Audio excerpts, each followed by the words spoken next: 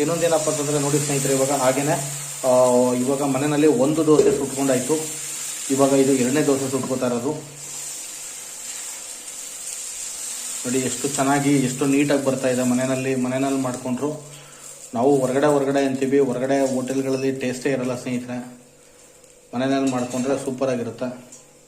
Weekly once ದೋಸೆನ ಮನೇಲೇ ಮಾಡ್ಕೊಬೋದು ನಾವು ಹೊರಗಡೆ ಇದು ಮಾಡೋಕ್ಕಿಂತ. ಏನಪ್ಪ ಅಂತಂದರೆ ಒಂದು ಕಲ್ಲನ್ನು ತೊಗೊಂಬಂದ್ಬಿಡ್ಬೇಕು ಅಷ್ಟೇ. ಕಲ್ಲನ್ನು ತೊಗೊಂಬಂದ್ಬಿಟ್ರೆ ನೀವು ಆರಾಮಾಗಿ ಮನೇಲೇ ಮಾಡ್ಕೊಬೋದು.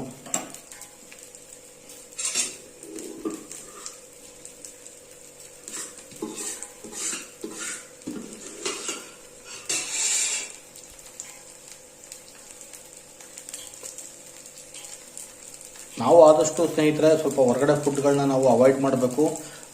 ಮನೇಲೇ ಆದಷ್ಟು ಪ್ರಿಪೇರ್ ಮಾಡ್ಕೊಬೇಕು. ಆದರೆ ಇನ್ ಕೇಸ್ ಸಮಯ ಸಂದರ್ಭ ಕೆಲವೊಂದು ಟೈಮಲ್ಲಿ ನಾವು ಹೊರಗಡೆ ಹೋದಾಗ ನಾವು ಹೊರಗಡೆ ತಿನ್ನಬೇಕಾದ ಒಂದು ಪರಿಸ್ಥಿತಿ ಬಂದೇ ಬರುತ್ತೆ. ಆವಾಗ ನಾವೇನು ಮಾಡೋಕ್ಕಾಗಲ್ಲ, ತಿನ್ನಬೇಕು. ಆದರೆ ಮನೆಯಲ್ಲಿರುವಾಗಲೂ ಹೊರಗಡೆ ಹೋಗಿ ತಿನ್ನೋವಂಥ ಅಭ್ಯಾಸಗಳನ್ನ ನಾವು ಇಟ್ಕೊಳ್ಳೋಕೆ ಹೋಗ್ಬಾರ್ದು. ಸ್ವಲ್ಪ ಆದಷ್ಟು ಕಮ್ಮಿ ಮಾಡ್ಕೊಬೇಕು.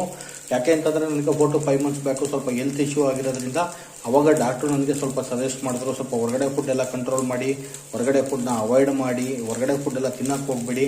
ಯಾಕಂದರೆ ಡಿಫ್ರೆಂಟ್ ಟೈಪ್ಸ್ ಆಫ್ ಆಯಿಲು ಮತ್ತು ಅವ್ರು ಮಾಡ್ತಕ್ಕಂಥ ಒಂದು ಪ್ರೊಸೀಜರ್ಸು ಮತ್ತು ಒಂದು ಟೇಸ್ಟಿ ಪೌಡರ್ ಆಗಿರ್ಬೋದು. ಮತ್ತು ಇನ್ನೊಂದೇನಪ್ಪ ಅಂತಂದರೆ ಒಬ್ಬೊಬ್ಬರ ಹತ್ರ ಒಂದೊಂದು ಶೈಲಿ ಅಡುಗೆಗಳು ಮಾಡ್ತಾ ಇರ್ತಾರೆ. ಅದರಿಂದ ನಿಮ್ಮ ಒಂದು ಹೆಲ್ತ್ಗೆ ಪ್ರಾಬ್ಲಮ್ ಆಗುತ್ತೆ ಅಂತ ಹೇಳಿದ್ರು. ಅವಾಗಿಂದ ಸ್ವಲ್ಪ ನಾನು ಥಿಂಕ್ ಮಾಡಿದೆ ಸ್ನೇಹಿತರೆ.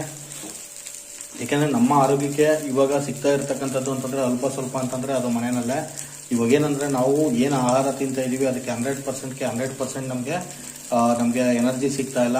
ಒಂದು 30 to 50% ಮಾತ್ರ ಎನರ್ಜಿ ಸಿಗ್ತಾ ಇದೆ. ನಾವೇನಾದ್ರು ಹೊರಗಡೆ ತಿನ್ನೋಕೆ ಹೋದರೆ ಒಂದು 20-25% ಎನರ್ಜಿ ಮಾತ್ರ ನಾವು ಮಾಡ್ಕೋತೀವಿ. ನೋಡ್ತಾ ಇದ್ದೀರಲ್ವ ಸ್ನೇಹಿತರೆ, ದೋಸೆ ಇವಾಗ ಯಾವ ಥರ ರೋಸ್ಟ್ ಆಗಿದೆ. ರೋಸ್ಟ್ ಆಗಿರೋ ದೋಸೆ ಇವಾಗ ಇನ್ನು ಜಸ್ಟ್ ಒಂದು 1 minute ಇವಾಗ ದೋಸೆ ರೆಡಿಯಾಗಿ ಕಲ್ಲಿಂದ ಇವಾಗ ಹೊರಗಡೆ ತಗೋತೀವಿ. ಓಕೆ ಸ್ನೇಹಿತರೆ, ನಾನು ನಿಮಗೆ ಇಷ್ಟು ಹೇಳಿ ಈ ವಿಡಿಯೋನ ನಾನು ಕಂಪ್ಲೀಟ್ ಮಾಡ್ತಾ ಇದ್ದೀನಿ. ನೆಕ್ಸ್ಟ್ ವಿಡಿಯೋದಲ್ಲಿ ಮೀಟ್ ಆಗ್ತೀನಿ. ಓಕೆ, ಬಾಯ್.